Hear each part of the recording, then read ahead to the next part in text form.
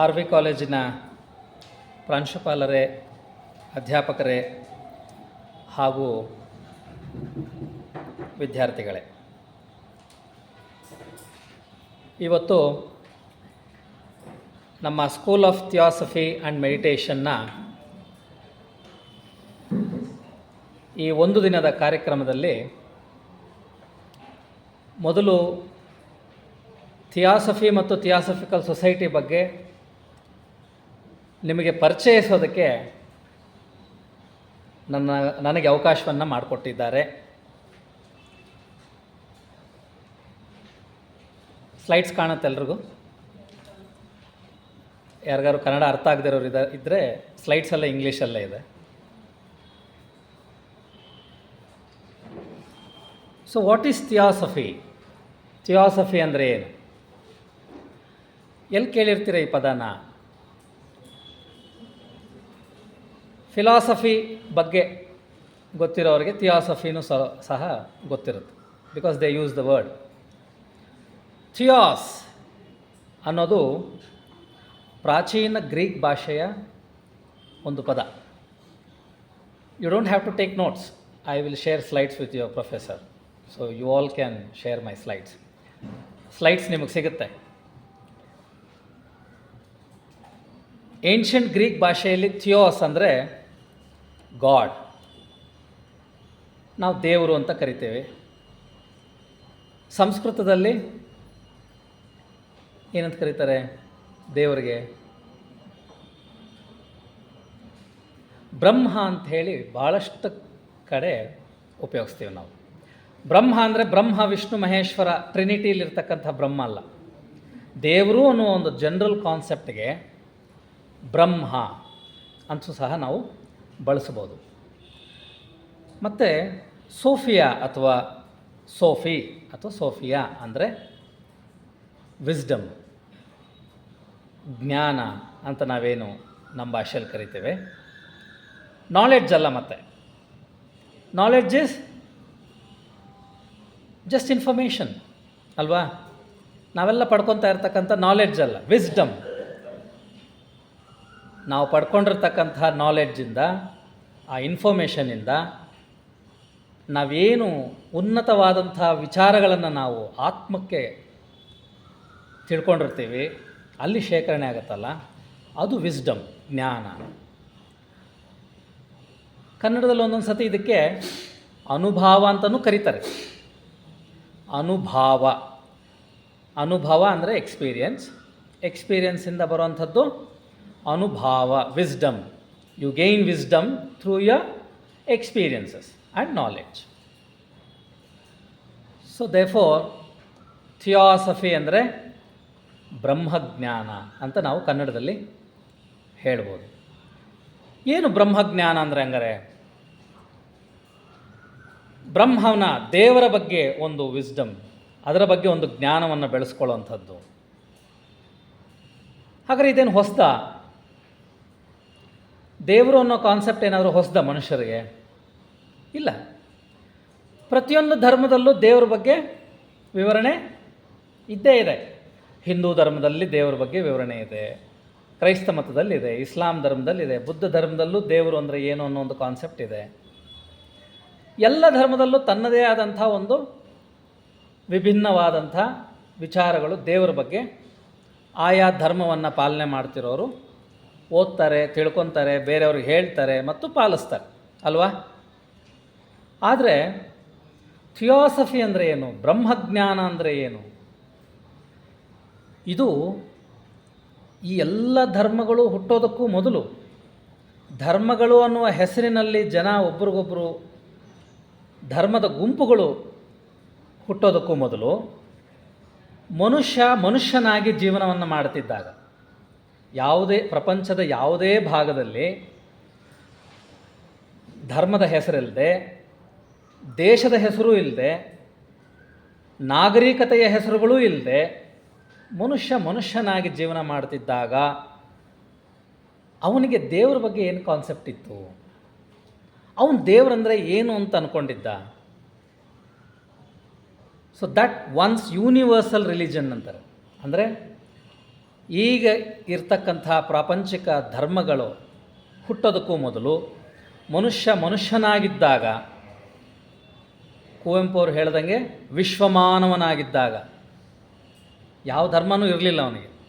ಆಗ ದೇವರ ಬಗ್ಗೆ ಯಾವ ಒಂದು ಜ್ಞಾನವನ್ನು ಅವನು ಬೆಳೆಸ್ಕೊಂಡಿದ್ದ, ಅದು ಬ್ರಹ್ಮಜ್ಞಾನ. ಅದು ಮೂಲವಾದಂಥ ಜ್ಞಾನ.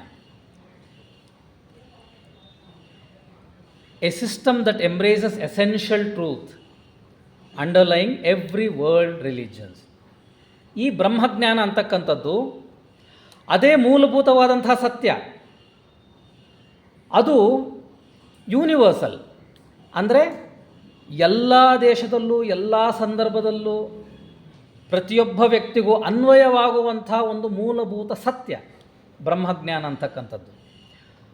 ಇದು ಎಲ್ಲ ಧರ್ಮಗಳ ಮೂಲಭೂತವಾದಂಥ ವಿಚಾರವೇ ಆಗಿರುತ್ತದೆ.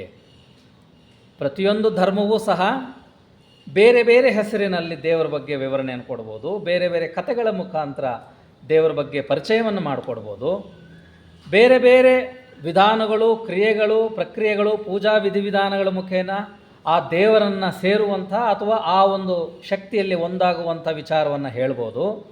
ಆದರೆ ಮೂಲಭೂತವಾಗಿ ಎಲ್ಲ ಧರ್ಮದಲ್ಲೂ ಇರ್ತಕ್ಕಂಥ ದೇವರು ಅನ್ನುವಂಥ ಬ್ರಹ್ಮ ಅಂತಕ್ಕಂಥ ಒಂದು ಸತ್ಯ ಏನಿದೆ, ಅದು ಥಿಯಾಸಫಿ. ಬ್ರಹ್ಮಜ್ಞಾನ ಅಂದರೆ ಆ ಮೂಲಭೂತವಾದಂಥ ಸತ್ಯ. ಈಗೊಂದು ಐಡಿಯಾ ಬಂತು, ಥಿಯಾಸಫಿ ಅಂದರೆ ಯಾವುದೇ ಒಂದು ಬೇರೆ ಧರ್ಮ ಅಲ್ಲ, ಅಥವಾ ನಾವು ಆಚರಣೆ ಮಾಡ್ತಿರ್ತಕ್ಕಂಥ ಧರ್ಮಕ್ಕೆ ವಿರುದ್ಧವಾಗಿರ್ತಕ್ಕಂಥದ್ದಲ್ಲ. ನಾವೆಲ್ಲರೂ ಆಚರಣೆ ಮಾಡ್ತಾ ಇರ್ತಕ್ಕಂಥ ಧರ್ಮದಲ್ಲೇ ಎಲ್ಲ ಧರ್ಮಗಳಲ್ಲೂ ಸಮಾನವಾಗಿ ಇರ್ತಕ್ಕಂಥ ಮೂಲಭೂತ ಸತ್ಯ ಏನಿದೆ, ಅದು ಬ್ರಹ್ಮಜ್ಞಾನ. ಮತ್ತು ಈ ಒಂದು ಬ್ರಹ್ಮಜ್ಞಾನವನ್ನು ತಿಳ್ಕೊಂಡು ಇತರರಿಗೂ ಹೇಳಬೇಕು, ತಿಳಿಸಬೇಕು. ಪ್ರಪಂಚದಲ್ಲಿ ಮತ್ತೆ ಎಲ್ಲ ಜನಗಳನ್ನು ತಮ್ಮ ತಮ್ಮ ಧರ್ಮದಲ್ಲಿದ್ದುಕೊಂಡು ತಮ್ಮ ತಮ್ಮ ಧರ್ಮದಲ್ಲಿ ಅವರು ಸಂಪೂರ್ಣವಾಗಿ ತೊಡಗಿಸಿಕೊಂಡಿದ್ದರೂ ಎಲ್ಲ ಧರ್ಮದಲ್ಲೂ ಇರ್ತಕ್ಕಂಥ ಈ ಮೂಲಭೂತ ಸತ್ಯವನ್ನು ತಿಳಿಸಬೇಕು ಜನಗಳಿಗೆ. ಎಲ್ಲರೂ ಅವರವ್ರ ಧರ್ಮ ಬೇರೆ, ಅವರವ್ರ ಆಚರಣೆಗಳು ಬೇರೆ, ತಾವು ಬಂದಿರೋದೇ ಬೇರೆ ಅಂಥೇಳಿ ತಮ್ಮಲ್ಲಿ ತಾವು ಒಡಕನ್ನು ಮೂಡಿಸಿಕೊಂಡಾಗ ಈ ಒಂದು ಅವಶ್ಯಕತೆ ಬಹಳ ಇರೋದರಿಂದ ಕೆಲವು ಮಹನೀಯರಿಗೆ ಅನ್ನಿಸಿ ಈ ಬ್ರಹ್ಮಜ್ಞಾನವನ್ನು ಮತ್ತೆ ಪುನಃ ಪ್ರಚಾರ ಮಾಡಬೇಕು. ಮನುಷ್ಯನಾಗಿದ್ದಾಗ ಇರ್ತಕ್ಕಂಥ ವಿಚಾರಗಳನ್ನು ಮತ್ತೆ ಮನುಷ್ಯರಿಗೆ ನಾವು ತಿಳಿ ಹೇಳಬೇಕು, ಅದನ್ನು ಮರ್ತು ಹೋಗಿದ್ದಾನೆ ಅಂಥೇಳಿ ಕೆಲವು ಮಹನೀಯರಿಗೆ ಅನ್ನಿಸಿ ಮೇಡಮ್ ಬ್ಲವಟ್ಸ್ಕಿ ಅವರು ಅಂಥೇಳಿ, ಹೆಲೆನಾ ಪೆಟ್ರೋನಾ ಬ್ಲವಟ್ಸ್ಕಿ ಅಂತ, ಇವರು ರಷ್ಯಾ ದೇಶದವರು. ಇವರಿಗೆ ಹಲವಾರು ವಿಧಾನದಲ್ಲಿ ಪ್ರೇರೇಪಣೆ ಬಂದು ಅವರ ಜೀವನ ಹಿಸ್ಟ್ರಿಯನ್ನು ಓದಿದ್ರೆ ಅವರಿಗೆ ಪ್ರೇರೇಪಣೆ ಎಲ್ಲಿಂದ ಬಂತು ಏನು ಅಂಥೇಳಿ ಅದೊಂದು ದೊಡ್ಡ ಕಥೆ ಇದೆ. ಸದ್ಯಕ್ಕೆ ನಿಮಗೆ ಭಾಳ ಡೀಪಾಗಿ ನಾನು ಹೋಗ್ದಿರಾ ಸಂಕ್ಷಿಪ್ತವಾಗಿ ಹೇಳೋಕ್ಕೆ ಬಯಸ್ತಾ ಇದ್ದೇನೆ. ಹಾಗಾಗಿ ಅವ್ರಿಗೊಂದು ಪ್ರೇರೇಪಣೆ ಬಂದು ಈ ಬ್ರಹ್ಮಜ್ಞಾನದ ಬಗ್ಗೆ ಮನುಷ್ಯರಿಗೆ ಮತ್ತೆ ಮಾನವರಿಗೆ ತಿಳಿಸಬೇಕು ಅಂಥೇಳಿ HP ಬ್ಲವಾಟ್ಸ್ಕಿ ಅಂಥೇಳಿ ಅವರು ರಷ್ಯಾ ದೇಶದವರು, ಅವರು ಮತ್ತು HS ಆಲ್ಕಾಟ್ ಅಂಥೇಳಿ, ಹೆನ್ರಿ ಸ್ಟೀಲ್ ಆಲ್ಕಾಟ್, ಇವರು ಅಮೇರಿಕಾ ದೇಶದವರು, USA ಅವರು. ಇವರು ಕರ್ನಲ್ ಆಗಿರ್ತಕ್ಕಂಥವ್ರು, ಕರ್ನಲ್ ಆಲ್ಕಾಟ್ ಅಂತ ಕರೀತಾರೆ. ಇವರಿಬ್ಬರು ಸ್ನೇಹಿತರು ಸೇರಿ ಥಿಯಾಸಫಿಕಲ್ ಸೊಸೈಟಿಯನ್ನು ಪ್ರಾರಂಭ ಮಾಡ್ತಾರೆ. ಥಿಯಾಸಫಿಕಲ್ ಸೊಸೈಟಿಯ ಪ್ರಾರಂಭ ಮಾಡೋದು ಉದ್ದೇಶ ಥಿಯಾಸಫಿ, ಬ್ರಹ್ಮಜ್ಞಾನವನ್ನು ಪುನಃ ಮತ್ತೆ ಪ್ರಪಂಚದಲ್ಲಿರ್ತಕ್ಕಂಥ ಎಲ್ಲ ಮಾನವರಿಗೂ ಇದರ ಬಗ್ಗೆ ತಿಳಿಸಬೇಕು. ಮಾನವರೆಲ್ಲ ಇದನ್ನು ಮರೆತು ಹೋಗಿದ್ದಾರೆ. ಮೂಲಭೂತವಾಗಿ ಮನುಷ್ಯನಾಗಿದ್ದಾಗ ಇರ್ತಕ್ಕಂಥ ಜ್ಞಾನವನ್ನು ಮರೆತು ಹೋಗಿ ಮತ್ತೆ ಬೇರೆ ಬೇರೆ ಧರ್ಮ ಮತ್ತು ತಮ್ಮ ಆಚರಣೆಗಳಲ್ಲಿ ತೊಡಗಿಸಿಕೊಂಡು ಅವರೆಲ್ಲ ನಾವೆಲ್ಲ ಬೇರೆ ಬೇರೆ ಅಂಥೇಳಿ ಒಡಕಾಗಿ ಬೇರೆ ಬೇರೆ ವಿಂಗಡಣೆಯಾಗಿ ಒಡೆದೋಗಿದ್ದಾರೆ. ಹಾಗಾಗಿ ಎಲ್ಲರನ್ನು ಒಟ್ಟುಗೂಡಿಸಲು ಆ ಒಂದು ಮೂಲಭೂತ ಬ್ರಹ್ಮಜ್ಞಾನವನ್ನು ಸಾರಲು ಥಿಯಾಸಾಫಿಕಲ್ ಸೊಸೈಟಿಯನ್ನು ಪ್ರಾರಂಭ ಮಾಡ್ತಾರೆ. ಥಿಯಾಸಾಫಿಕಲ್ ಸೊಸೈಟಿಯನ್ನು 1875 1875 150 ವರ್ಷಗಳು ಸರಿಯಾಗಿ. ಈ ವರ್ಷ ನಾವು ನಮ್ಮ 150ನೇ ವರ್ಷದ ಆ್ಯನಿವರ್ಸರಿಯನ್ನು ನಾವು ಆಚರಿಸ್ಕೊತಾ ಇದ್ದೇವೆ. 1875 ನವೆಂಬರ್ 17ರಂದು ನ್ಯೂಯಾರ್ಕಲ್ಲಿ ಥಿಯಾಸಾಫಿಕಲ್ ಸೊಸೈಟಿಯನ್ನು ಪ್ರಾರಂಭ ಮಾಡ್ತಾರೆ. ಅವ್ರು ಏನಂತ ಡಿಸ್ಕ್ರೈಬ್ ಮಾಡ್ತಾರೆ? An uncertain body unsectarian body of seekers after truth. Unsectarian, ಯಾವುದೇ ಒಂದು ಪಂಗಡಕ್ಕೆ ಸೇರದೇ ಇರತಕ್ಕಂಥ ಮತ್ತು ಹೊಸ ಪಂಗಡವನ್ನು ಶುರು ಮಾಡುವಂಥ ಒಂದು ಉದ್ದೇಶ ಇಲ್ಲದೆ unsectarian body of seekers after truth, ಆ ಒಂದು ಸತ್ಯ ಏನಿದೆ, ಪರಮ ಸತ್ಯ, ಪ್ರಪಂಚದಲ್ಲಿರ್ತಕ್ಕಂಥ ಮೂಲಭೂತವಾದಂಥ ಸತ್ಯ ಏನಿದೆ, ದ ಯೂನಿವರ್ಸಲ್ ಟ್ರೂತ್ ಅಂತ ಏನಂತಾರೆ, ಅದನ್ನು ಹುಡುಕ್ತಾ ಇರ್ತಕ್ಕಂಥವ್ರಿಗೆ ಒಂದು ಅವಕಾಶವನ್ನು ಮಾಡಿಕೊಡೋದಕ್ಕೆ, who endeavour to promote brotherhood and strive to serve humanity, ಮಾನವರನ್ನು ಉದ್ಧಾರ ಮಾಡೋದಕ್ಕಾಗಿ, ಮಾನವರಿಗೆ ಸಹಾಯವನ್ನು ಮಾಡೋದಕ್ಕಾಗಿ, ತಮ್ಮ ಅಜ್ಞಾನದಿಂದ ಮಾನವರು ಸೃಷ್ಟಿಸಿಕೊಂಡಿರ್ತಕ್ಕಂಥ ತಮ್ಮದೇ ಆದಂಥ ಸೃಷ್ಟಿಯ ಒಂದು ಪ್ರತಿಫಲವಾದಂತಹ ಸಮಸ್ಯೆಗಳಿಗೆ ಒಂದು ಪರಿಹಾರವನ್ನು ಕಂಡುಕೊಳ್ಳೋದಕ್ಕಾಗಿ ಯೂನಿವರ್ಸಲ್ ಬ್ರದರ್ಹುಡ್ ಅಂದರೆ ಅವರೆಲ್ಲರೂ ಸಹ ಪುನಃ ಮತ್ತೆ ಮನುಷ್ಯರಾಗಿ ನಾವೆಲ್ಲ ಸಹೋದರರು ಅನ್ನುವ ಒಂದು ಭಾವನೆಯಲ್ಲಿ ಬದುಕೋದಕ್ಕೆ ಈ ಒಂದು ಸೊಸೈಟಿಯನ್ನು ಪ್ರಾರಂಭ ಮಾಡ್ತಾರೆ. ಎಚ್.ಎಸ್. ಆಲ್ಕಾಟ್ ಅವರು ಈ ಸಂಸ್ಥೆಯ ಮೊದಲ ಅಧ್ಯಕ್ಷರಾಗಿರ್ತಾರೆ ಮತ್ತು ಅವರು 1907ರವರೆಗೂ ಅವರೇ ಅಧ್ಯಕ್ಷರಾಗಿ ಮುಂದುವರಿತಾರೆ. ನಂತರ ಆಲ್ಕಾಟ್ ಅವ್ರಿಗೂ ಮತ್ತು ಬ್ಲವಾಟ್ಸ್ಕಿ ಅವರಿಗೆ ನ್ಯೂಯಾರ್ಕಲ್ಲಿ ಈ ಸಂಸ್ಥೆಯನ್ನು ಶುರು ಮಾಡಿದ್ರು.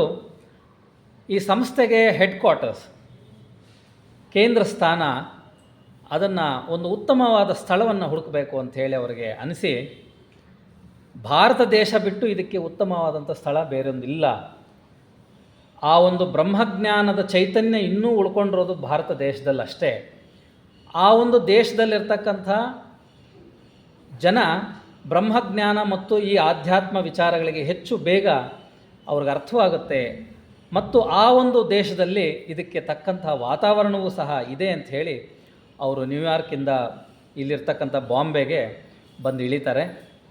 ಅಷ್ಟೊತ್ತಿಗಾಗಲೇ ಎಚ್.ಪಿ. ಬ್ಲವಾಟ್ಸ್ಕಿ ಅವರು ಥಿಯಾಸಫಿಕಲ್ ಸೊಸೈಟಿಗೆ ಹಲವಾರು ಪುಸ್ತಕಗಳನ್ನು, ಗ್ರಂಥಗಳನ್ನು ಬರೆದಿರ್ತಾರೆ. ಆ ಗ್ರಂಥಗಳಲ್ಲಿ ತಮ್ಮ ಪ್ರತಿಪಾದನೆ ಏನಿದೆ, ನಾನು ಮುಂದಕ್ಕೆ ಹೇಳ್ತೇನೆ ಕೆಲವು ವಿಚಾರಗಳನ್ನು, ಆ ಒಂದು ಪ್ರತಿಪಾದನೆಯನ್ನು, ಆ ಒಂದು ವಿಚಾರಗಳನ್ನು ಬರೆದಿರ್ತಾರೆ.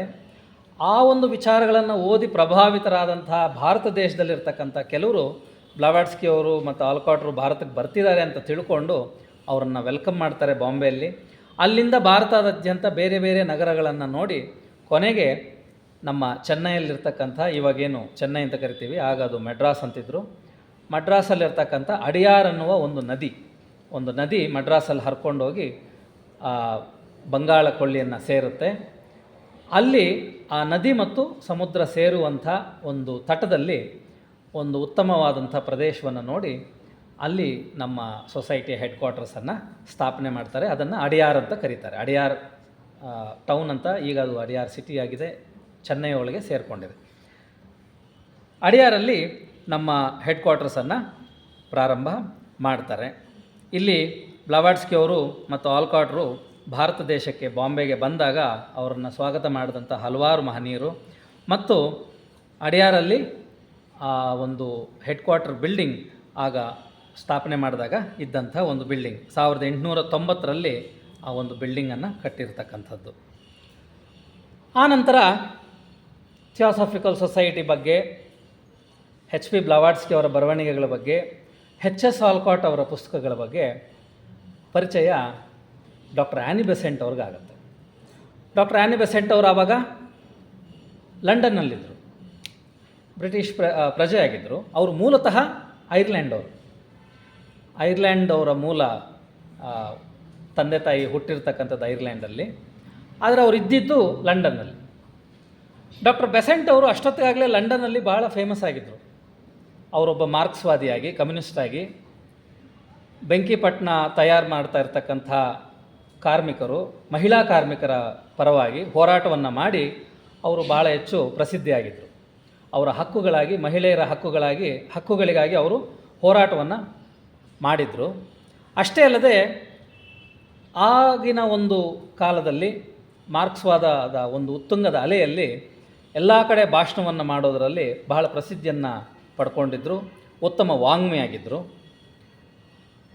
ಇವರು ಮೊದಲು ನಾಸ್ತಿಕರಾಗಿದ್ದರೂ ಸಹ ಥಿಯಾಸಫಿಯ ಪುಸ್ತಕಗಳನ್ನು ಅವ್ರ ಕೈ ಸೇರಿದ ಮೇಲೆ, ಅದನ್ನು ಓದಿದ ಮೇಲೆ, ಬ್ಲವಾಟ್ಸ್ಕಿ ಅವರ ಎಲ್ಲ ಪುಸ್ತಕಗಳನ್ನು ಅವ್ರು ಓದಿದ ಮೇಲೆ, ಅವರ ವಿಚಾರಗಳನ್ನು ತಿಳ್ಕೊಂಡ ಮೇಲೆ ಪುನಃ ಆಸ್ತಿಕರಾಗಿ ಮಾರ್ಪಟ್ಟು ಥಿಯಾಸಫಿ ಸೊಸೈಟಿಯೇ ನನ್ನ ಜೀವನದ ಉದ್ದೇಶ, ನನ್ನ ಇನ್ನು ಮಿಕ್ಕಿರ್ತಕ್ಕಂಥ ಜೀವನ ಪೂರ್ತಿ ನಾನು ಸೊಸೈಟಿಯ ಸೇವೆಗೆ ನಾನು ಅರ್ಪಿಸ್ಕೊತೇನೆ ಅಂಥೇಳಿ ಭಾಳ ದೃಢ ನಿಶ್ಚಯವನ್ನು ಮಾಡಿ ಲಂಡನ್ನಿಂದ ಅವರು ಸೊಸೈಟಿಯ ಸೇವೆಯನ್ನು ಮಾಡೋದಕ್ಕೆ ಚೆನ್ನೈಗೆ ವಾಪಸ್ ಬರ್ತಾರೆ.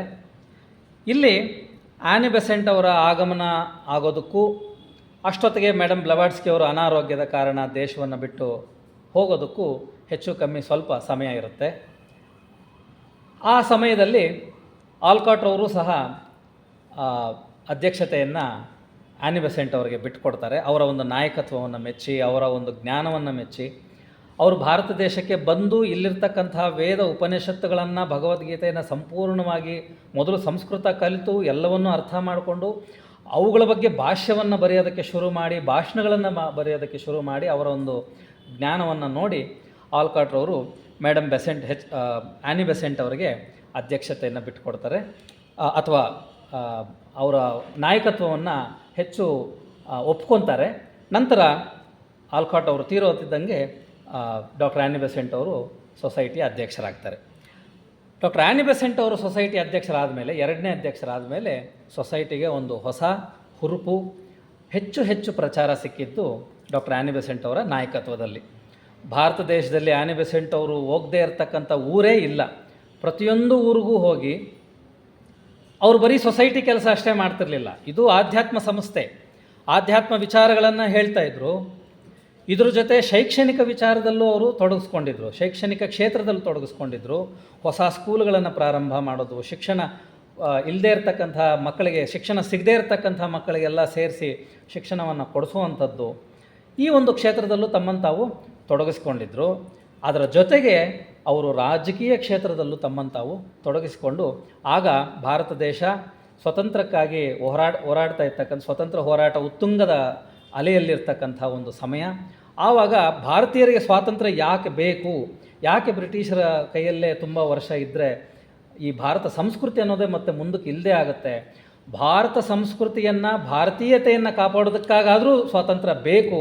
ಅದೊಂದು ರಾಜಕೀಯ ಶಕ್ತಿ ಅಲ್ಲ, ಬರೀ ನಮ್ಮನ್ನು ನಾವು ಆಳೋದಕ್ಕಂತಲ್ಲ, ನಮ್ಮದೇ ಆದಂಥ ರಾಜಕೀಯ ವ್ಯಕ್ತಿಗಳನ್ನು ಬೆಳೆಸೋದಕ್ಕಲ್ಲ ನಮಗೆ ಸ್ವಾತಂತ್ರ್ಯ ಬೇಕಾಗಿರೋದು, ಭಾರತೀಯತೆಯನ್ನು ಉಳಿಸ್ಕೊಳ್ಳೋದಕ್ಕೆ ಸ್ವಾತಂತ್ರ್ಯತೆ ಬೇಕು ಅಂಥೇಳಿ ಅವರು ಹೋಮ್ ರೂಲ್ ಲೀಗ್ ಮೂಮೆಂಟನ್ನು ಶುರು ಮಾಡ್ತಾರೆ. ಬಾಲಗಂಗಾಧರ ತಿಲಕ್ ಅವ್ರ ಜೊತೆ ಸೇರಿಕೊಂಡು ಹೋಮ್ ರೂಲ್ ಲೀಗ್ ಮೂಮೆಂಟ್ ಅಂಥೇಳಿ, ಇದು ಗಾಂಧೀಜಿ ಇನ್ನೂ ಪ್ರಚಾರ ಆಗಿ ಅವ್ರು ಫೇಮಸ್ ಆಗೋದಕ್ಕೂ ಮೊದಲೇ, ಗಾಂಧೀಜಿಯವರು ಇನ್ನೂ ಇಂಡಿಯನ್ ನ್ಯಾಷನಲ್ ಕಾಂಗ್ರೆಸ್ ಸೇರಿಕೊಂಡು ಅವರು ನಾಯಕತ್ವ ಬರೋದಕ್ಕೂ ಮೊದಲೇ ನಡೆದಂಥ ವಿಚಾರಗಳು. ಆ್ಯನಿ ಬೆಸೆಂಟ್ ಅವರು ಮತ್ತು ಬಾಲಗಂಗಾಧರ ತಿಲಕ್ ಅವರು, ಅವರಿರ್ತಕ್ಕಂಥ ಏನು ಮಾಡ್ರೇಟ್ಸ್ ಅಂತ ಒಂದು ಗ್ರೂಪ್ ಇತ್ತು ಕಾಂಗ್ರೆಸ್ಸಲ್ಲಿ, ಇವರೆಲ್ಲ ಸೇರಿಕೊಂಡು ಹೋಮ್ ರೂಲ್ ಲೀಗ್ ಮೂಮೆಂಟನ್ನು ಶುರು ಮಾಡ್ತಾರೆ.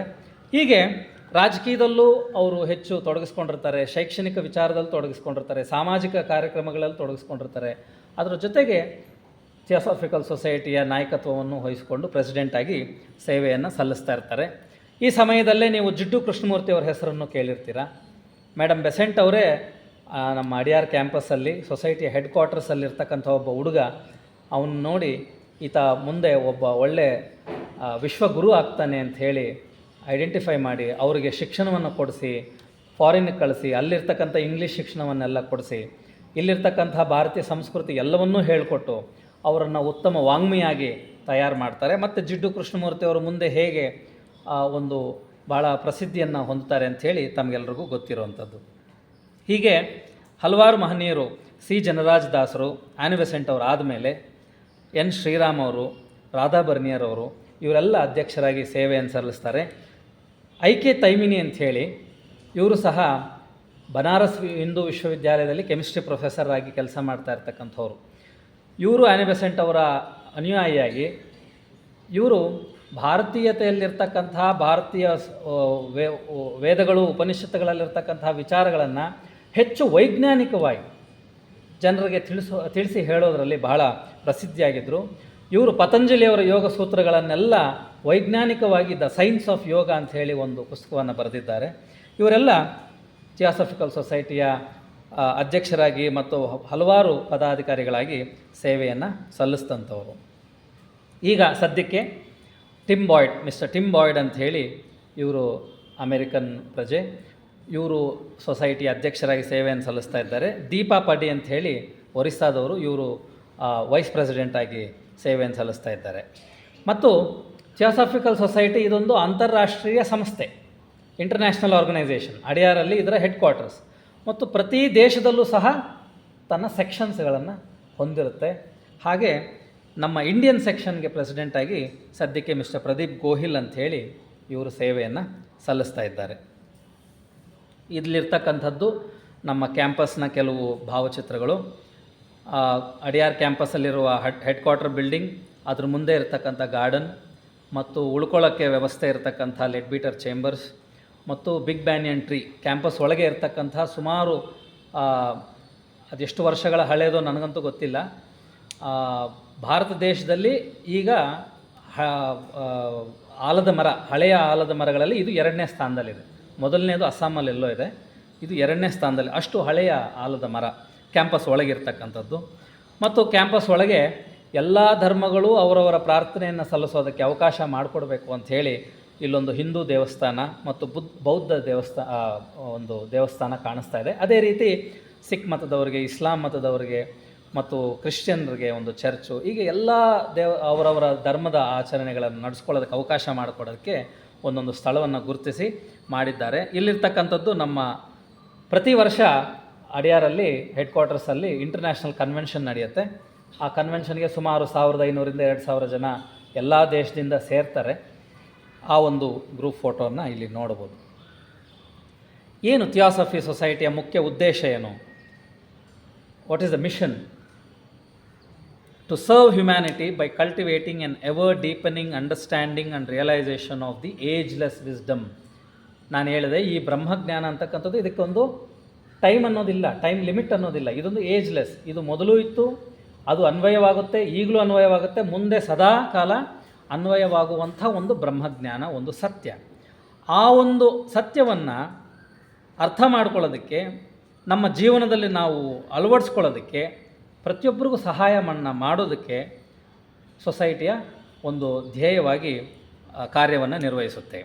ಫಾರ್ ಸ್ಪಿರಿಚುವಲ್ ಸೆಲ್ಫ್ ಟ್ರಾನ್ಸ್ಫಾರ್ಮೇಷನ್, ಆಧ್ಯಾತ್ಮಿಕವಾಗಿ ನಮ್ಮನ್ನು ನಾವು ಮಾರ್ಪಾಡು ಮಾಡ್ಕೋಬೇಕು ಅಂಥೇಳಿ ಯಾರು ಬಯಸ್ತಾರೋ ಅವರಿಗೆ ಒಂದು ಅವಕಾಶವನ್ನು ಕಲ್ಪಿಸ್ಕೊಡೋದು. And the unity of all, ಮತ್ತು ಎಲ್ಲರಲ್ಲೂ ಐಕ್ಯತೆಯನ್ನು ಕಾಣಬೇಕು ಅಂಥೇಳಿ ಒಂದು ಐಕ್ಯತೆಯನ್ನು ತರೋ ಅಂಥದ್ದಕ್ಕಾಗಿ ನಾವೆಲ್ಲ ಪಂಗಡಗಳಾಗಿ ಬೇರೆ ಬೇರೆ ಹೆಸರುಗಳಲ್ಲೇ ವಿಂಗಡಣೆ ಆಗಿಬಿಟ್ಟಿದ್ದೇವೆ ಪ್ರಪಂಚದಲ್ಲಿರ್ತಕ್ಕಂಥ ಮನುಷ್ಯರು. ಪ್ರತಿಯೊಬ್ಬರಲ್ಲೂ ಸಹ ಆ ಒಂದು ಐಕ್ಯತೆ ಬರಬೇಕು ಅಂಥೇಳಿ ಒಂದು ಧ್ಯೇಯವಾಗಿ ಸೊಸೈಟಿ ಕಾರ್ಯನಿರ್ವಹಿಸ್ತಾ ಇದೆ.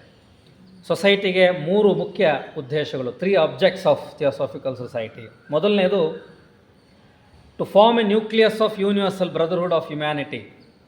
ಇಡೀ ಪ್ರಪಂಚದಲ್ಲಿ ಯಾವುದೇ ಒಂದು ಭಾಷೆಗೆ ಸೇರಿರಲಿ, ಯಾವುದೇ ಒಂದು ದೇಶದ ಪ್ರಜೆ ಆಗಿರಲಿ, ಅಥವಾ ಯಾವುದೇ ಒಂದು ಜನಾಂಗದ ವ್ಯಕ್ತಿ ಆಗಿರಲಿ, ಆ ಯಾವ ಭೇದ ಭಾವವನ್ನು ತೋರದೆ ಪ್ರತಿಯೊಬ್ಬರಲ್ಲೂ ಸಹ ನಾವೆಲ್ಲ ಸಹೋದರರು, ವಿ ಆರ್ ಆಲ್ ಬ್ರದರ್ಸ್ ಅಂತ ಹೇಳಿ ಒಂದು ಭಾವನೆಯನ್ನು ಹುಟ್ಟು ಹಾಕೋದು ಮೊದಲ ಉದ್ದೇಶ. ಯಾಕಂದರೆ ನಾವು ಆ ಒಂದು ಬ್ರಹ್ಮಜ್ಞಾನವನ್ನು ಹೇಳಬೇಕು ಅಂತಂದರೆ, ಇಡೀ ಎಲ್ಲ ಧರ್ಮಗಳ ಮೊದಲು ಇರ್ತಕ್ಕಂಥ ಮನುಷ್ಯನಾಗಿರ್ತಕ್ಕಂಥ ಒಂದು ತತ್ವವನ್ನು ಹೇಳಬೇಕು ಅಂತಂದರೆ, ಮೊದಲು ಮನುಷ್ಯರನ್ನು ತಮ್ಮನ್ನು ತಾವು ಸಹೋದರರು ಅಂತ ಹೇಳಿ ಭಾವಿಸ್ಕೊಂಡು ಒಂದು ಐಕ್ಯತೆಯಲ್ಲಿ ತರೋದು ಬಹಳ ಮುಖ್ಯವಾಗುತ್ತೆ. ಅದು ಮೊದಲ ಉದ್ದೇಶ. ನಂತರ to encourage the study of comparative religion.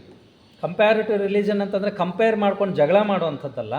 ಪ್ರತಿಯೊಂದು ಧರ್ಮದ ವಿಚಾರಗಳನ್ನು ಇನ್ನೊಂದು ಧರ್ಮದ ವಿಚಾರಗಳೊಂದಿಗೆ ಹೋಲಿಕೆಯನ್ನು ಮಾಡೋದು, ತಾಳೆಯನ್ನು ಮಾಡೋದು, ಮತ್ತು ಒಂದೇ ತತ್ವ ಹೇಗೆ ಬೇರೆ ಬೇರೆ ರೀತಿಯಲ್ಲಿ ಹೇಳಲಾಗಿದೆ, ಬೇರೆ ಬೇರೆ ಹೆಸರುಗಳಲ್ಲಿ ಹೇಳಲಾಗಿದೆ ಅಂಥೇಳಿ ಅದನ್ನು ವಿಮರ್ಶೆ ಮಾಡೋದು, ಎಲ್ಲ ಧರ್ಮವನ್ನೂ ಸಹ ಅಧ್ಯಯನ ಮಾಡೋದಕ್ಕೆ ಪ್ರೋತ್ಸಾಹವನ್ನು ಕೊಡೋದು. ಬರೀ ಧರ್ಮ ಒಂದೇ ಅಲ್ಲ, ರಿಲಿಜನ್, ಫಿಲಾಸಫಿ ಆ್ಯಂಡ್ ಸೈನ್ಸ್, ಇಲ್ಲಿ ಯಾವುದನ್ನು ಸಹ ಕಡೆಗಾಣಿಸದೆ ಧರ್ಮ, ತತ್ವಶಾಸ್ತ್ರ ಮತ್ತು ವಿಜ್ಞಾನವನ್ನು ಸಹ ನಾವು ಕಡೆಗಾಣಿಸದೆ ಮೂರನ್ನು ಒಟ್ಟಿಗೆ ತೆಗೆದುಕೊಂಡು ಮನುಷ್ಯರಿಗೆ ಅಧ್ಯಯನವನ್ನು ಮಾಡೋದಕ್ಕೆ, ತಿಳ್ಕೊಳ್ಳೋದಕ್ಕೆ ಅವಕಾಶವನ್ನು ಮಾಡಿಕೊಡೋದು. To investigate unexplained laws of nature and powers latent in man. ಪ್ರಕೃತಿಯಲ್ಲಿ ಎಷ್ಟೋ ಅರ್ಥವಾಗದೇ ಇರತಕ್ಕಂಥ ವಿಚಾರಗಳು ನಮಗೆ ಕಣ್ಣಿಗೆ ಕಾಣಿಸ್ತಾ ಇರುತ್ತೆ.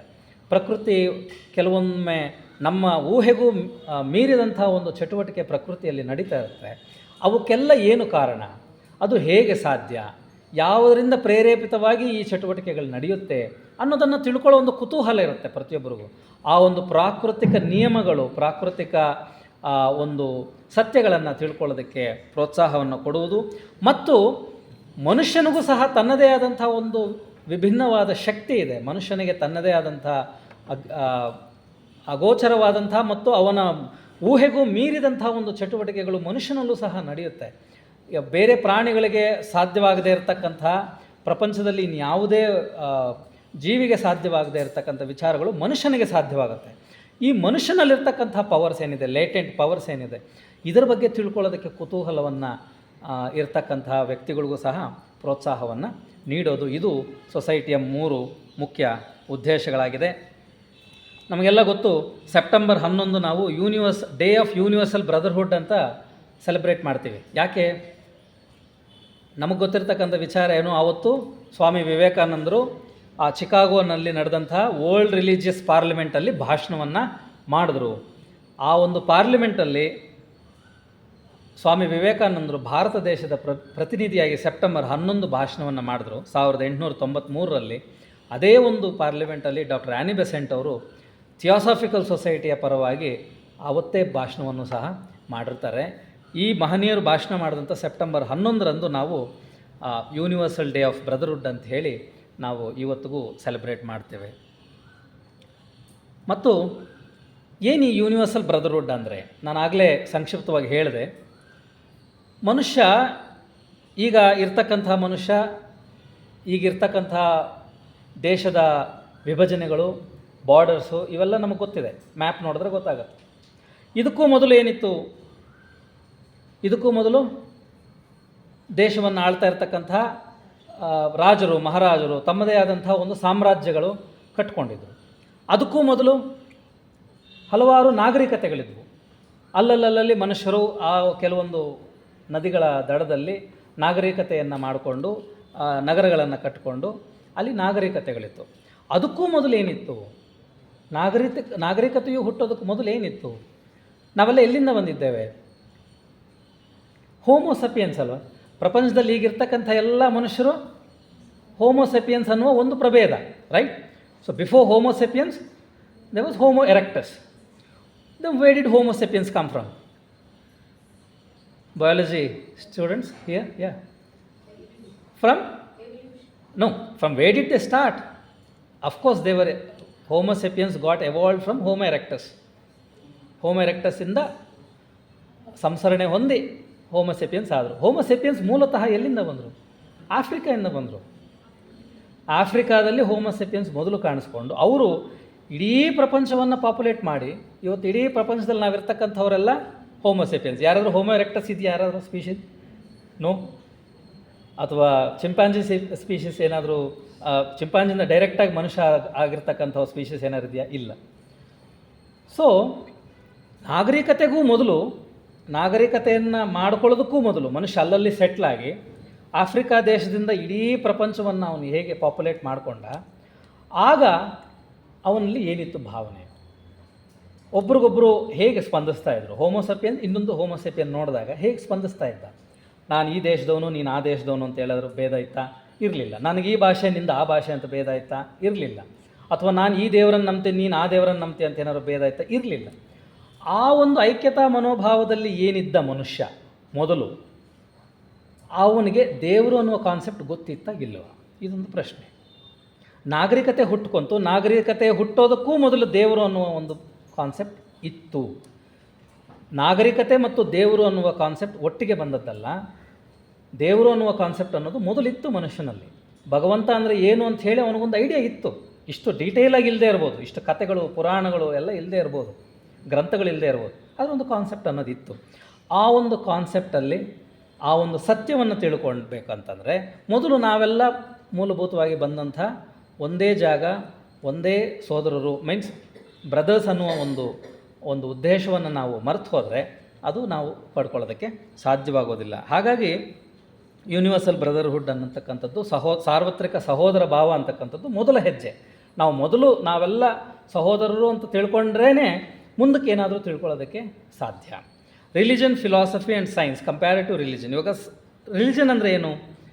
ಇನ್ religion knowledge comes from faith, revelation, sacred philosophy, scriptures and authority. Religion ಅಂದರೆ ಧರ್ಮ ಅಂತಂದರೆ ನಮ್ಮಲ್ಲಿರ್ತಕ್ಕಂಥ ಧರ್ಮ ಗ್ರಂಥಗಳನ್ನು ಓದಿ ಅದನ್ನು ಒಪ್ಪಿಕೊಂಡು ಆ ಆಚರಣೆಗಳನ್ನು ಮಾಡಿಕೊಂಡು ಆ ಒಂದು ಮುಖಾಂತರ ದೇವರು ಅನ್ನೋದನ್ನು ಅರ್ಥ ಮಾಡ್ಕೊಳ್ಳೋದಕ್ಕೆ ಪ್ರಯತ್ನ ಪಡ್ತೀವಿ. ಫಿಲಾಸಫಿ ಅಂದ್ರೇನು? Philosophy knowledge comes from critical inquiry and ultimate questions. Philosophy ಅಂದರೆ ಕ್ವಶನಿಂಗ್, ಮೊದಲು ಪ್ರಶ್ನೆಯನ್ನು ಮಾಡಬೇಕು. ನಂತರ ಸೈನ್ಸ್ ಅಂದರೆ ಪ್ರಶ್ನೆಯನ್ನು ಮಾಡಿ ಆ ಪ್ರಶ್ನೆಗೆ ಪುರಾವೆಯನ್ನು ಹುಡುಕಿ, ಪ್ರೂಫನ್ನು ಹುಡುಕಿ, ಆ ಪ್ರಶ್ನೆ ಸರಿಯೋ ತಪ್ಪು ಅಂತ ಹೇಳಿ ಕಂಡು ಹಿಡ್ಕೊಳ್ಳೋವಂಥ ಒಂದು ಪ್ರಕ್ರಿಯೆ ಸೈನ್ಸ್ ಅಲ್ವಾ. ಈಗ ಧರ್ಮ, ಫಿಲಾಸಫಿ ಮತ್ತು ಸೈನ್ಸ್ ಇವು ಮೂರನ್ನು ನಾವು ಬೇರೆ ಬೇರೆಯಾಗಿ ನೋಡ್ತಾ ಇದ್ದೇವೆ ಅಲ್ವಾ. ಸೈನ್ಸ್ಗೂ questions you can raise please.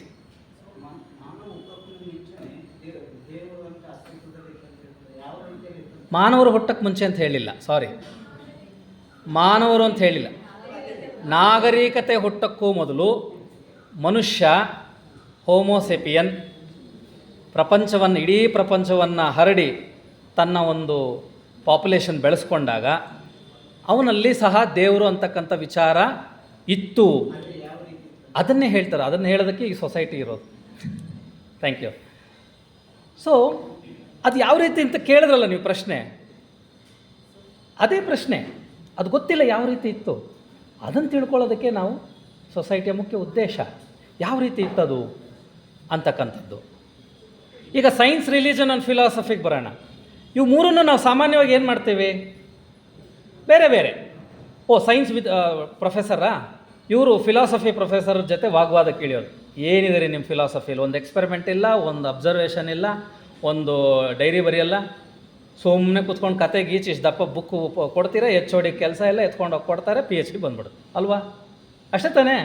Science ಅವರಾದರೆ ಹಗಲು ರಾತ್ರಿ ಆ ಲ್ಯಾಬಲ್ಲಿ ಬಿದ್ದು ಒದ್ದಾಡಿ ಎಕ್ಸ್ಪೆರಿಮೆಂಟ್ಸ್ ಮಾಡಿ, ನಾವು ಹಾಕ್ಕೊಂಡಿರೋ ಕ್ವಶನ್ಗೆ ಎಕ್ಸ್ಪೆರಿಮೆಂಟ್ಸ್ ಡಿಸೈನ್ ಮಾಡಿ, ಅದು ರಿಸಲ್ಟ್ ನೋಡಿ ಸರಿಯೋ ತಪ್ಪು ಅಂತ ಹೇಳಿ ಹೈಪಾಥಿಸಿಸ್ ಹಾಕ್ಕೊತೀವಿ, ಮತ್ತು ಎಕ್ಸ್ಪೆರಿಮೆಂಟ್ ಮಾಡ್ತೀವಿ, ಪ್ರೂವ್ ಮಾಡ್ತೀವಿ, ಅದನ್ನು ಪಬ್ಲಿಷ್ ಮಾಡಿ ಆ ಇಂಟರ್ನ್ಯಾಷನಲ್ ಪೇಪರಲ್ಲಿ ಪಬ್ಲಿಷ್ ಮಾಡಿದ್ಮೇಲೆ PhD ಸಿಗುತ್ತೆ.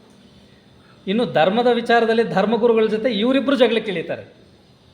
ನಾವಾದರೂ ಪ್ರಶ್ನೆ ಮಾಡಿ ಬುಕ್ ಬರಿತೀವಿ, ಇವ್ರು ಎಕ್ಸ್ಪೆರಿಮೆಂಟ್ ಮಾಡ್ತಾರೆ. ನೀವು ಅದೂ ಇಲ್ಲ ಏನೂ ಇಲ್ಲ, ಯಾರೋ ಬರೆದಿದ್ರು 2000 ವರ್ಷದಿಂದ ಬುಕ್ಕು, ಅದನ್ನೇ ಹೇಳಿಕೊಂಡು ಕಾವಿ ಬಟ್ಟೆ ಒಂದು ಹಾಕ್ಕೊಂಡು ರುದ್ರಾಕ್ಷಿ ಮಾಲೆ ಹಾಕ್ಕೊಂಡು ಕೂತ್ಕೊಂಡು ಹೇಳ್ತೀರಾ, ನಿಮ್ಮ ಕೆಲಸ ಇನ್ನೂ ಆರಾಮಾಗಿದೆ ಅಲ್ವಾ. ನಾವಿದನ್ನು ಮೂರನ್ನು ಬೇರೆ ಬೇರೆಯಾಗಿ ನೋಡ್ತಾ ಇದ್ದೇವೆ. ಥಿಯಾಸಫಿಕಲ್ ಸೊಸೈಟಿಯಲ್ಲಿ ಇವು ಮೂರನ್ನು ಒಟ್ಟಿಗೆ ತೆಗೆದುಕೊಂಡು ಹೋಗುವ ಉದ್ದೇಶ ಎರಡನೇದು. ಯಾವ ರೀತಿ? ಮೊದಲು ಪುಸ್ತಕವನ್ನು ಓದ್ತೀವಿ, ಒಂದನ್ನು ಅಕ್ಸೆಪ್ಟ್ ಮಾಡ್ತೀವಿ, ಆ ಒಂದು ಫೇತ್ ಬೆಳೆಸ್ಕೊತೀವಿ, ಅದರಂತೆ ನಡ್ಕೊತೀವಿ. ನಂತರ ಅದರಲ್ಲೇ ಪ್ರಶ್ನೆಯನ್ನು ಹಾಕಬೇಕು, ಅದೇ ಫಿಲಾಸಫಿ. ಫಸ್ಟ್ ಇರೋದನ್ನು ಒಪ್ಕೊಂಡು ಆಚರಣೆ ಮಾಡೋದು ಧರ್ಮ, ರಿಲಿಜನ್. ಅದರ ಜೊತೆಗೆ ಅದರಲ್ಲಿ ಕ್ವಶನ್ಸನ್ನು ಹಾಕೋದು, ಪ್ರಶ್ನೆಗಳನ್ನು ಹುಟ್ಟಾಕೋದು ಫಿಲಾಸಫಿ. ನಂತರ ಆ ಪ್ರಶ್ನೆಗಳಿಗೆ ಬಿಡದೆ ಉತ್ತರವನ್ನು ಹುಡುಕೋದಿದೆಯಲ್ಲ, ಅದೇ ಸೈನ್ಸ್. ವಿಜ್ಞಾನ ಅಂತಂದರೆ ಬರೀ ಬಯಾಲಜಿ, ಫಿಸಿಕ್ಸು, ಕೆಮಿಸ್ಟ್ರಿ ಅಲ್ಲ. ನಿಮ್ಮ ತಲೆಗೆ ಒಂದು ಪ್ರಶ್ನೆ ಬಂತು, ಆ ಪ್ರಶ್ನೆಯನ್ನು ಅದಕ್ಕೆ ಉತ್ತರ ಹುಡುಕಿದ್ರಿ, ಪ್ರಯತ್ನ ಪಟ್ರಿ, ಯಾವ ರೀತಿ ಎಲ್ಲಿ ಸಿಕ್ತು ಉತ್ತರ, ಅದೇ ಸೈನ್ಸ್. ಯಾವ ಮೆಥಡ್ ಫಾಲೋ ಮಾಡಿ ನೀವು ಉತ್ತರವನ್ನು ಹುಡ್ಕೊತೀರ, ಅದೇ science. Science is all about methods to find answers for your hypothesis. So, Theosophical Society deals with religion, theosophy and religion, philosophy and science as something like a stepping stones, ಅಥವಾ ಒಂದು ಮೆಟ್ಟಿಲುಗಳಾಗಿ ಅದನ್ನು ನಾವು ನೋಡ್ತೇವೆ ವಿನಃ ಬೇರೆ ಬೇರೆಯಾಗಿ ಅದನ್ನು ನಾವು ನೋಡೋದಿಲ್ಲ. ಮತ್ತು unexplained loss of nature and powers latent in man. ಹಲವಾರು ಪ್ರಾಕೃತಿಕ ವಿಚಾರಗಳು, ಪ್ರಕೃತಿಯಲ್ಲಿ ನಡೀತಾ ಇರ್ತಕ್ಕಂಥ ಹಲವಾರು ವಿಚಾರಗಳು ನಮಗೆ ವಿಸ್ಮಯವಾಗತ್ತೆ ಅಲ್ವಾ. ಹೇಗೆ ಸಾಧ್ಯ ಇದು? ನಾವು ಪ್ರಶ್ನೆಯನ್ನು ಹಾಕ್ಕೊತೀವಲ್ವ, ಚಿಕ್ಕಂದಿನಿಂದ ಪ್ರಶ್ನೆಯನ್ನು ಹಾಕ್ಕೊತಾನೆ ಇದ್ದೀವಿ. ಆ ನಕ್ಷತ್ರದಲ್ಲಿ, ಆಕಾಶದಲ್ಲಿ ನಕ್ಷತ್ರಗಳು ಮಿನುಗ್ತಾ ಇದೆ, ಚಂದ್ರ ಇದೆ, ಇವು ಹೇಗಿದೆ, ಅವನಲ್ಲಿ ಇಟ್ಟವ್ರು ಯಾರು, ಅವು ಹೇಗಲ್ಲಿ ನೇತಾಡ್ತಾ ಇವೆ, ಸೂರ್ಯ ಈ ಕಡೆಯಿಂದ ಹುಟ್ಟು ಆ ಕಡೆ ಮುಳುಗ್ತಾನೆ, ನಂಗೆ ಕಣ್ಣು ಕಾಣ್ತಾ ಇದೆ ಸೂರ್ಯ ಈ ಕಡೆಯಿಂದ ಆ ಕಡೆ ಹೋಗೋದು, ಆದರೆ ಭೂಮಿ ಸೂರ್ಯನ ಸುತ್ತಾ ಇದೆ, ಹೊತ್ತು ಸೂರ್ಯ ಸುತ್ತಾ ಇಲ್ಲ, ಇರೋ ಜಾಗದಲ್ಲಿ ಇದ್ದಾನೆ ಅಂತ ಹೇಳ್ತಾ ಇದ್ದಾರೆ. ಇದು ಹೇಗೆ ಸಾಧ್ಯ ಅಲ್ವಾ? ಪ್ರಶ್ನೆನ ಹಾಕ್ಕೊತೀವಲ್ವ. ಅಥವಾ ಈ ಸೂರ್ಯನ ಸುತ್ತು ಇರ್ತಕ್ಕಂಥ ಈ ಒಂದು 9 ಗ್ರಹಗಳೇನಿದೆ, ಇವುಗಳು ಹೇಗೆ ಆ ಸೂರ್ಯನ ಸುತ್ತಾ ಇದೆ, ಇವುಗಳ ಆಚೆ ಏನಾದರೂ ಇದೆಯಾ? ಸೂರ್ಯ ಇದ್ದಾನೆ, ನಕ್ಷತ್ರಗಳು ಸಹ ಸೂರ್ಯನೇ ಅಲ್ವಾ. All stars are nothing but just like our sun. Sun is also a star. We are in this solar system, right? ಹಾಗಾದರೆ when there are so many stars, Are there any more solar systems? Are there any more planets? Are there any more evolution happening somewhere else? Extraterrestrials? Sometimes we receive the signals ಬರುತ್ತೆ ಕೆಲವೊಮ್ಮೆ ಅಲ್ವಾ, ಎಲ್ಲ ವಿಜ್ಞಾನಿಗಳು ಹೇಳಿದ್ದಾರೆ, ಅವುಗಳ ಬಗ್ಗೆ study ನಡೀತಾ ಇದೆ. ಇವೆಲ್ಲ ಪ್ರಶ್ನೆಗಳು ಮೂಡುತ್ತಲ್ವ. ಹಾಗಾದರೆ ಇವೆಲ್ಲ ಹುಟ್ಟಿದ್ದು ಎಲ್ಲಿಂದ, ಹೇಗೆ ಹುಟ್ಕೊಂತು, ಹೇಗೆ ಎವಾಲ್ವ್ ಆಗ್ತಾ ಇದೆ? ಬ್ಲ್ಯಾಕ್ ಹೋಲ್ ಅಂತ ಹೇಳ್ತೀವಿ. ಬ್ಲ್ಯಾಕ್ ಹೋಲ್ ಅಂದರೆ ಏನು ಸೈನ್ಸಲ್ಲಿ? ಇವಾಗ ಒಂದು ನಕ್ಷತ್ರ ಕೊನೆಗೆ ತನ್ನ ಜೀವಿತವನ್ನು ಮುಗಿಸಿದ ಮೇಲೆ ಬ್ಲ್ಯಾಕ್ ಹೋಲ್ ಆಗುತ್ತೆ. ಬ್ಲ್ಯಾಕ್ ಹೋಲ್ ಆದಮೇಲೆ ತನ್ನ ಸುತ್ತಮುತ್ತಲೂ ಇರತಕ್ಕಂಥ ಎಲ್ಲ ಮ್ಯಾಟರನ್ನು ಅದು ಕನ್ಸ್ಯೂಮ್ ಮಾಡುತ್ತೆ ಅಲ್ವಾ. Then what happens to matter? We know that matter can neither be created nor destroyed. Then what happened to matter when it enters black hole? What is that fundamental matter? All the matter that we are seeing is the forms alwa. Table, chair, manusha, skin, hallu, ಕೂದಲು, ಮರ, ಗಿಡ, ಕಲ್ಲು, ಮಣ್ಣು, these are all forms, but there is something called fundamental matter. So what happens when all these forms go into a black hole? That fundamental matter is finally existing. Matter andre ಏನು? Then who gives energy to this matter? How the life came into these forms? ಇವೆಲ್ಲ questions ಹಾಕ್ಕೊಂಡು ಹೋದರೆ there is no end ಅಲ್ವಾ, ಇದು ಕೊನೆಯೇ ಇಲ್ಲ. So unexplained loss of nature, ನಮಗೆ ಗೊತ್ತಿಲ್ಲದೆ ಇರತಕ್ಕಂಥ, ವಿವರಣೆ ಇಲ್ಲದೆ ಇರತಕ್ಕಂಥ ಪ್ರಾಕೃತಿಕ ವಿಚಾರಗಳ ಬಗ್ಗೆ ತಿಳ್ಕೊಳ್ಳೋದಕ್ಕೆ ಪ್ರೋತ್ಸಾಹವನ್ನು ಕೊಡೋದು ಮತ್ತು ಅವಕಾಶವನ್ನು ಮಾಡಿಕೊಡೋದು ಸೊಸೈಟಿಯ ಒಂದು ಉದ್ದೇಶ. ಅದೇ ರೀತಿ ಪವರ್ಸ್ ಲೇಟೆಂಟ್ ಇನ್ ಮ್ಯಾನ್, ನಮ್ಮಲ್ಲೂ ಸಹ ಯಾವ ಪ್ರಾಣಿಗೂ ಇಲ್ಲದೆ ಇರತಕ್ಕಂತಹ ಹಲವಾರು ಶಕ್ತಿಗಳು ನಮ್ಮಲ್ಲಿದೆ ಅಲ್ವಾ. ಭಾವನೆಗಳು ಬರುತ್ತೆ, ಕೋಪ ಬರುತ್ತೆ, ನಗು ಬರುತ್ತೆ, ನಾವು ಎಕ್ಸ್ಪ್ರೆಸ್ ಮಾಡ್ಕೊತೀವಿ, ಭಾಷೆಯನ್ನು ಕಂಡುಹಿಡ್ಕೊಂಡಿದ್ದೀವಿ, ಬರವಣಿಗೆ ಕಂಡುಹಿಡ್ದಿದ್ದೀವಿ, ಎಷ್ಟೆಲ್ಲ ಮಾಡಿದ್ದೀವಿ. ಸೊ ಬ್ರೈನ್ ಅಂದರೆ ಏನು, ಮೈಂಡ್ ಅಂದರೆ ಏನು? ಮೈಂಡ್ ಎಲ್ಲಿದೆ? ಬರೀ ಬ್ರೈನ್ ಅಷ್ಟೇನಾ ಮೈಂಡ್ ಅಂದರೆ? Is mind confined to brain? No, brain is just a physical form. Mind is the function. So what is mind? Then ಈಗ ನಾವು ಎದ್ದಿದ್ದೀವಿ, ಮಾತಾಡ್ತಾ ಇದ್ದೀವಿ, ನಾನು ಮಾತಾಡ್ತಾ ಇರೋದು ನಿಮಗೆ ಕೇಳಿಸ್ತಾ ಇದೆ, ಯು ಕಾನ್ಷಿಯಸ್ ರೈಟ್. ಇವು ಮಲಗಿದ್ದಾಗ what happens to mind? Is mind put off totally? Then where did dreams come from? Where is your memory? ಇವತ್ತು ಓದಿದ್ದು ನಾಳೆ ಜ್ಞಾಪಕ ಇರುತ್ತೆ, ಮಧ್ಯದಲ್ಲಿ ಮಲಗಿದ್ರಿ, ಮಲಗಿ ಎದ್ದ ಮೇಲೂ ಜ್ಞಾಪಕ ಇದೆ ಅಂದರೆ ಅದೆಲ್ಲೋ ಸ್ಟೋರ್ ಆಗಿರಬೇಕಲ್ಲ. Where is that? What is that subconscious mind? What is that unconscious mind? So if you ask questions, there are so many things that can't be explained, but there is proof in science, right? ಸೈನ್ಸ್ಗೂ ಸಹ ಒಂದು limit ಅನ್ನೋದಿದೆ, ಯಾಕಂದರೆ ಎಲ್ಲದಕ್ಕೂ experiments ಮಾಡೋಕ್ಕಾಗಲ್ಲ. Science ಯಾವುದನ್ನು prove ಮಾಡೋಕ್ಕಾಗತ್ತೆ? ಎಷ್ಟು experiments ಮಾಡೋ ಇನ್ಸ್ಟ್ರೂಮೆಂಟ್ಸ್ನ ನಾವು ಕಂಡು ಹಿಡಿತೀವೋ ಅಲ್ಲಿವರೆಗೂ ಪ್ರೂವ್ ಮಾಡೋಕ್ಕಾಗತ್ತೆ. ನಮ್ಮ ಇನ್ಸ್ಟ್ರೂಮೆಂಟ್ಸ್ಗೂ ಮೀರಿ ಪ್ರೂವ್ ಮಾಡೋಕ್ಕಾಗಲ್ಲ. ಇವಾಗ ನಾವು ಎಲ್ಲಿವರೆಗೂ ನೋಡ್ತೀವಿ ಸೋಲಾರ್ ಸಿಸ್ಟಮ್, ನಾವು ಇಲ್ಲಿವರೆಗೂ ಕಂಡಿಡ್ತಕ್ಕಂಥ ಟೆಲಿಸ್ಕೋಪ್ಗಳ ಪವರ್ ಎಷ್ಟಿದೆ ಅಲ್ಲಿವರೆಗೂ ಕಾಣ್ತಾ ಇದೆ. ಅದಕ್ಕೆ ಮೊದಲು ಅದರ ಆಚೆ ಏನಿದೆ ಗೊತ್ತಿಲ್ಲ. ಮುಂದೆ ಒಂದಿನ ಇನ್ನೂ ಪವರ್ಫುಲ್ ಟೆಲಿಸ್ಕೋಪ್ ಬಂದಾಗ ಅದೆಲ್ಲ ಸೈನ್ಸ್ನ ಒಂದು ಪರಿಮಿತಿಗೆ ಬರುತ್ತೆ. So there is limit for science also. ಅಂಥದ್ದನ್ನು ಫಿಲಾಸಫಿಯಲ್ಲಿ ಮತ್ತು ಆಧ್ಯಾತ್ಮದಲ್ಲಿ ತಿಳ್ಕೊಳ್ಳೋದಕ್ಕೆ ಅವಕಾಶ ಇದೆ. ಆ್ಯಂಡ್ ಆ ಒಂದು ಶಕ್ತಿ ಮನುಷ್ಯನಿಗಿದೆ. ಸೈನ್ಸಲ್ಲಿ ಪ್ರೂವ್ ಮಾಡೋದಕ್ಕೂ ಮೊದಲೇ ಒಂದು ಹೈಪೋಥೆಸಿಸ್ ಆಗಿ, ಒಂದು ಥೀಸಿಸ್ ಆಗಿ, ಒಂದು ಥಿಯರಿಟಿಕಲ್ ಆಗಿ, Einstein was a theoretical physics right, physicist. He didn't do experiments. He was a theoretical physicist. So then later on people proved him right. So to come out with a thesis, to come out with a theory, then you need to have some kind of wisdom within you. And every human being, ಪ್ರತಿಯೊಬ್ಬ ಮನುಷ್ಯನೂ ಸಹ ಶಕ್ತಿ ಇದೆ, ಅದನ್ನು ಬೆಳೆಸ್ಕೋಬೋದು. ಧರ್ಮದ ವಿಚಾರದಲ್ಲಾಗಲಿ, ಫಿಲಾಸಫಿಯಲ್ಲಾಗಲಿ, ವಿಜ್ಞಾನದಲ್ಲೂ ಸಹ ಆ ಒಂದು ಊಹೆ ಮುಖಾಂತರ ಏನಿದೆ, ನಮ್ಮ ಎಕ್ಸ್ಪೆರಿಮೆಂಟ್ಗೆ ಸಿಗದೇ ಇರತಕ್ಕಂಥ ವಿಚಾರಗಳು ಏನಿರ್ಬೋದು ಅಂಥೇಳಿ ಊಹೆ ಮಾಡ್ಕೊಳ್ಳೋ ಶಕ್ತಿ ಇದೆ, ಅದನ್ನು ಬೆಳೆಸ್ಕೋಬೋದು. ಮತ್ತು ಕೆಲವು ಥಿಯಾಸಫಿಕಲ್ ಟೀಚಿಂಗ್ಸ್ ಬಗ್ಗೆ ನಾನು ಭಾಳ ಸಂಕ್ಷಿಪ್ತವಾಗಿ ಹೇಳ್ತೇನೆ, ಸಮಯ ಇಲ್ಲದೇ ಇರೋದ್ರಿಂದ. What are some theosophical ideas? There is an immutable absolute reality beyond the range of human thought. ಮನುಷ್ಯನ ಯೋಚನೆಗೂ ಮನುಷ್ಯನ ಪರಿಮಿತಿಗೂ ಸಿಗದೇ ಇರತಕ್ಕಂಥ ಒಂದು ತತ್ವ, ಒಂದು ಸತ್ಯ, ಒಂದು ಸಾರ್ವತ್ರಿಕ ಸತ್ಯ ಮತ್ತು ಶಾಶ್ವತವಾದ ಸತ್ಯ. ಅದು ಅಂತಕ್ಕಂಥದ್ದು ಒಂದು ಇದೆ, ಅಬ್ಸಲ್ಯೂಟ್ ರಿಯಾಲಿಟಿ. ಈ ಅಬ್ಸಲ್ಯೂಟ್ ರಿಯಾಲಿಟಿಯನ್ನು ನೀವು ಏನು ಬೇಕಾದ್ರೂ ಕರಿಬೋದು. ನೀವು ಕೃಷ್ಣ ಅಂತ ಕರಿಬೋದು, ಅವರು ರಾಮ ಅಂತ ಕರಿಬೋದು, ಇನ್ನೊಬ್ಬರು ಯೇಸು ಅಂತ ಕರಿಬೋದು, ಏನಾದರೂ ಹೆಸರು ಇಟ್ಕೋಬೋದು. But there is one absolute reality. And universe manifest, develops and dissolves back into that absolute reality. So there is one reality. This entire universe has been manifested from that reality. And then it develops. There is evolution, right? So we know how stars are formed. ನಕ್ಷತ್ರಗಳು ಹೇಗೆ ತಯಾರಾಗ್ತವೆ ಅಥವಾ ಹೇಗೆ ಬಂದವು ಅನ್ನೋದು ಗೊತ್ತು, ಗ್ರಹಗಳು ಹೇಗೆ ಬಂತು ಅನ್ನೋದು ಗೊತ್ತು, ಪ್ರತಿಯೊಂದು ಗ್ರಹಕ್ಕೂ ಜೀವಿತಾವಧಿಯಲ್ಲಿ ಹೇಗೆ ಮಾರ್ಪಾಟ ಆಗುತ್ತೆ ಅನ್ನೋದು ಗೊತ್ತು ನಮಗೆ ಅಲ್ವಾ. ಮತ್ತು ಗ್ರಹಗಳು ನಕ್ಷತ್ರಗಳು ಎಲ್ಲ ಸೇರಿಕೊಂಡು ಹೇಗೆ ತಮ್ಮ ಆಯಸ್ಸು ಮುಗಿದ ಮೇಲೆ ಆ ಒಂದು ಬ್ಲ್ಯಾಕ್ ಹೋಲ್ ಒಳಗೆ ಸೇರ್ಕೊಂಡ್ಬಿಡ್ತವೆ ಅನ್ನೋದು ಗೊತ್ತು. ಸೊ ಆ ಒಂದು ಯೂನಿವರ್ಸಲ್ ಟ್ರೂತ್, ಅಬ್ಸಲ್ಯೂಟ್ ಟ್ರೂತ್ ಏನಿದೆ, ಅದರಿಂದ the entire universe is manifest. ಆ ರೂಪವನ್ನು ಪಡ್ಕೊಳ್ಳುತ್ತೆ, ಡೆವಲಪ್ಸ್, ಸಂಸರಣೆಯನ್ನಾಗಿ ಬೇರೆ ಬೇರೆ ರೂಪಗಳಾಗಿ ಅದು ಮಾರ್ಪಾಟಾಗುತ್ತೆ, ಆ್ಯಂಡ್ ಡಿಸಾಲ್ವ್ಸ್, ಮತ್ತೆ ಪುನಃ ಲಯವಾಗಿ ಅದೇ ಅಬ್ಸಲ್ಯೂಟ್ ಟ್ರೂತ್ ಒಳಗೆ ಸೇರುತ್ತದೆ. Every form of life is expression of that unity and there is one common life.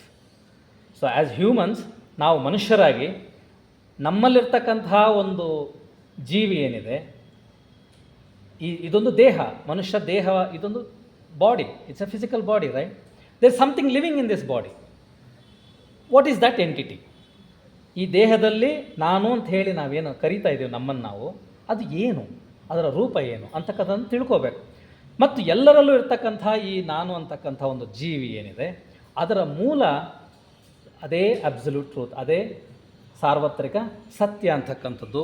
ಮತ್ತು ಎಲ್ಲರೊಳಗೂ ಸಹ ಇರ್ತಕ್ಕಂತಹ ಜೀವಿ ಆ ಒಂದು ಮೂಲದಿಂದಲೇ ಬಂದಿರತಕ್ಕಂಥದ್ದು ಅನ್ನೋದು ಥಿಯಾಸಫಿ ಹೇಳುತ್ತದೆ. Human consciousness is in essence identical with the ultimate reality. Root of our real self is shared by each of our particular beings. So therefore ಮನುಷ್ಯನಲ್ಲಿರ್ತಕ್ಕಂತಹ ಒಂದು ಪ್ರಜ್ಞೆ ಏನಿದೆ, ಕಾನ್ಷಿಯಸ್ನೆಸ್ ಏನಿದೆ, ಇದು ಆ ಒಂದು ಯೂನಿವರ್ಸಲ್ ಕಾನ್ಷಿಯಸ್ನೆಸ್ ಅಥವಾ ಅಬ್ಸಲ್ಯೂಟ್ ಟ್ರೂತ್ ಅಂತ ಏನು ಹೇಳ್ತೀವಿ, ಅದರ ರೀತಿಯಲ್ಲೇ ಇದೆ, ಅದರ ಥರಾನೇ ಇದೆ ಮತ್ತು ಅದರಿಂದನೇ ಬಂದಿರತಕ್ಕಂಥದ್ದು. ಮತ್ತು ಎಲ್ಲರಲ್ಲೂ ಇರ್ತಕ್ಕಂಥ ಈ ಒಂದು ಪ್ರಜ್ಞೆಯ ಮೂಲ ಆ ಒಂದು ಯೂನಿವರ್ಸಲ್ ಟ್ರೂತ್ ಅಂತಕ್ಕಂಥದ್ದನ್ನು ಥಿಯಾಸಫಿ ಹೇಳುತ್ತೆ. A gradual unfolding of this latent divine reality takes place over a long period of time by the process of reincarnation. ಇದನ್ನೇ ನಾವು ಪುನರ್ಜನ್ಮ ಅಂತ ಕರಿತೇವೆ. ಈ ದೇಹವನ್ನು ಬಳಸ್ಕೊಂಡು ಜೀವನವನ್ನು ಮಾಡ್ತಾ ಇರತಕ್ಕಂಥ ಆ ಒಂದು ಮೂಲಭೂತ ಜೀವಿ ಏನಿದೆ, ಅದನ್ನು ಜೀವಾತ್ಮ ಅಂತ ನಾವು ಕರಿಬೋದು ಅಥವಾ ಆತ್ಮ ಅಂತ ಕರಿತೀವಿ ನಾವು. ಅದು ಹಲವಾರು ದೇಹಗಳಲ್ಲಿ ಜನ್ಮವನ್ನು ಎತ್ತಿ ಪುನರ್ಜನ್ಮವನ್ನು ಪಡ್ಕೊಂಡು ತನ್ನ ಮೂಲ ಸ್ಥಾನ ಅಥವಾ ತನ್ನ ಮೂಲ ಸ್ವರೂಪವನ್ನು ಅದು ಸಾಕ್ಷಾತ್ಕರಿಸಿಕೊಳ್ಳುವ ತನಕ ಈ ಒಂದು ಜನ್ಮಗಳ ಪುನರ್ಜನ್ಮ ನಡೀತಾ ಇರುತ್ತೆ. And the cycle of reincarnation is ruled by law of cause and effect. ಇದು ಯಾವ ಒಂದು ಸಿದ್ಧಾಂತಕ್ಕೆ ಒಳಪಟ್ಟಿರುತ್ತೆ, ಯಾವ ಒಂದು ನಿಯಮಕ್ಕೆ ಒಳಪಟ್ಟಿರುತ್ತೆ ಅಂದರೆ the rule of cause and effect.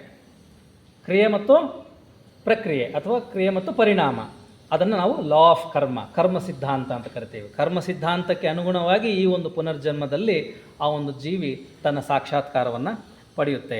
Which we attain a fully conscious realisation of our self as an integral part of that one. Until ಈ ಜೀವಾತ್ಮಕ್ಕೆ ತಾನು ಬಂದಿರತಕ್ಕಂತಹ ಒಂದು ಸಾರ್ವತ್ರಿಕ ಸತ್ಯ ಏನಿದೆ, ಮೂಲಭೂತವಾದಂತಹ ಸತ್ಯ ಏನಿದೆ, ಫಂಡಮೆಂಟಲ್ ಕಾನ್ಷಿಯಸ್ನೆಸ್ ಏನಿದೆ, ಅದರೊಂದಿಗೆ ಒಂದು ಅನ್ನುವ ಸಾಕ್ಷಾತ್ಕಾರ ಆಗುವ ತನಕ ಈ ಒಂದು ಕ್ರಿಯೆ ನಡೀತಾ ಇರುತ್ತೆ. ಅದನ್ನೇ ನಾವು ಎನ್ಲೈಟ್ಮೆಂಟ್ ಅಂತ ಹೇಳಿ ಅಥವಾ ಮೋಕ್ಷ ಅಥವಾ ಮುಕ್ತಿ ಅಂತ ಹೇಳಿ ನಾವು ಕರಿತೇವೆ. ಇವು ಥಿಯಾಸಫಿಕಲ್ ಸೊಸೈಟಿಯ ಕೆಲವೊಂದು ವಿಚಾರಗಳು. ಥಿಯಾಸಫಿಕಲ್ ಸೊಸೈಟಿ ಹಲವಾರು ಊರುಗಳಲ್ಲಿ ತನ್ನ ಬ್ರಾಂಚ್ಗಳನ್ನು ಹೊಂದಿದೆ. ನಾನು ಆಗಲೇ ಹೇಳಿದಂತೆ ಅಡಿಯಾರಲ್ಲಿ ಹೆಡ್ ಕ್ವಾರ್ಟರ್ಸ್ ಇದೆ. ಇಂಡಿಯನ್ ಸೆಕ್ಷನ್ಗೆ ಹೆಡ್ ಕ್ವಾರ್ಟರ್ಸ್ ವಾರಣಾಸಿಯಲ್ಲಿದೆ, ಕಾಶಿಯಲ್ಲಿದೆ, ಭಾಳ ಹಳೆಯ ಕ್ಯಾಂಪಸ್ ಕಾಶಿಯಲ್ಲೂ ಸಹ. ಮತ್ತು ಪ್ರತಿಯೊಂದು ರಾಜ್ಯಗಳಲ್ಲೂ ಎವ್ರಿ ಸ್ಟೇಟ್ ಅಲ್ಲಿ ಫೆಡರೇಷನ್ಸ್ ಇದೆ.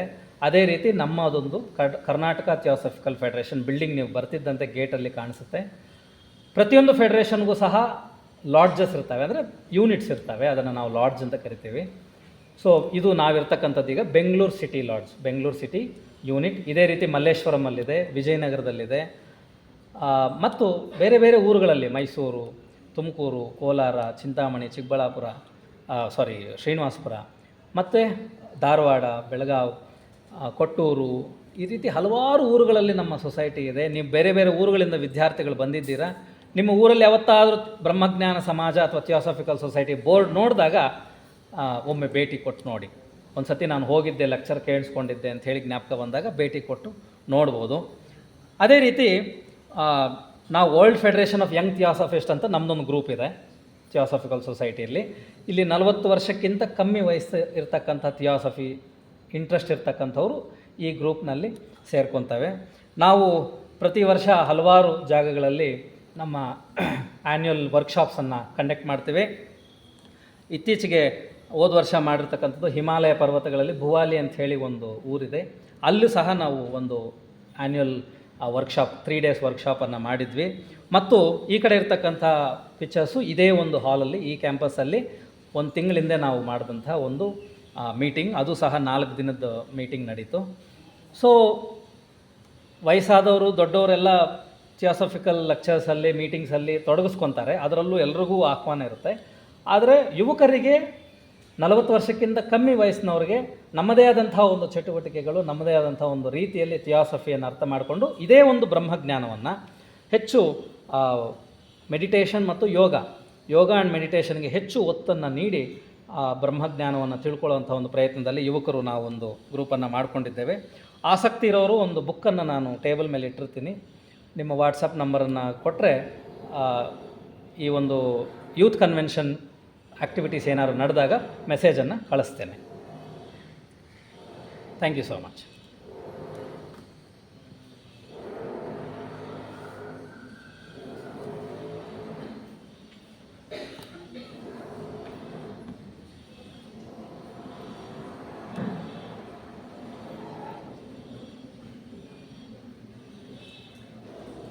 ಇದುವರೆಗೂ ಥಿಯಾಸಾಫಿಕಲ್ ಸೊಸೈಟಿ ಅದರ ಉದ್ದೇಶಗಳ ಬಗ್ಗೆ ಸವಿಸ್ತಾರವಾಗಿ ನಮಗೆಲ್ರಿಗೂ ಕೂಡ